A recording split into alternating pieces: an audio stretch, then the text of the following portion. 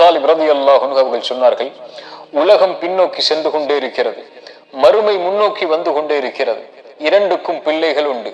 நீங்கள் மறுமையின் பிள்ளைகளாக இருங்கள், உலகத்தின் பிள்ளைகளாக இருந்து விடாதீர்கள். இன்று செயல்படலாம், விசாரணை கிடையாது. நாளை விசாரிக்கப்படுவோம், மறுமையில் விசாரிக்கப்படுவோம். ஆனால் எந்த ஒரு செயலையும் செய்ய முடியாது. உமர் இப்னு கத்தாப் ரலியல்லாஹு அன்ஹு அவர்கள் சொன்னார்கள், அல்லாஹ் உங்களை விசாரிப்பதற்கு முன்னால் மறுமையில் நீங்கள் உங்களை இந்த உலகத்தில் விசாரித்துக் கொள்ளுங்கள். யார் இந்த உலக வாழ்வில் தன்னை விசாரணை செய்து கொள்கிறானோ இவனுக்கு மறுமையின் விசாரணை எளிதாக இருக்கும் என்று.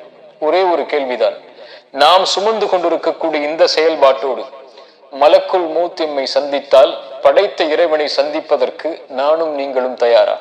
என்ன தொழுகை இடத்தில் இருக்கிறது, என்ன ஹலாலான காரியங்கள் இடத்தில் இருக்கிறது, அல்லது எவ்வளவு ஹராமான காரியங்களை நாம் செய்து கொண்டிருக்கிறோம், என்ன நேர்மை இருக்கிறது அல்லது என்ன நேர்மையற்ற செயல்பாடுகளை நாம்